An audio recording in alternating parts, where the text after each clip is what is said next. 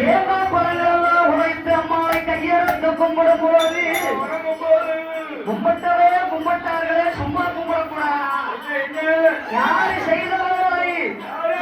லட்சுமண கோணார் அண்ணாகப்பட்ட கருப்ப கோணாரை பார்த்து அண்ணா அதோ பார்த்தீர்களா இசக்கி அம்மானுடைய முகத்தை அண்ணா ஏன் கருப்ப கோணாரே இசக்கி அம்மானுடைய பல்லை அவரது கோர பல்லாங்குவோ காலை வச்சிருக்கா விரல வச்சிருக்கா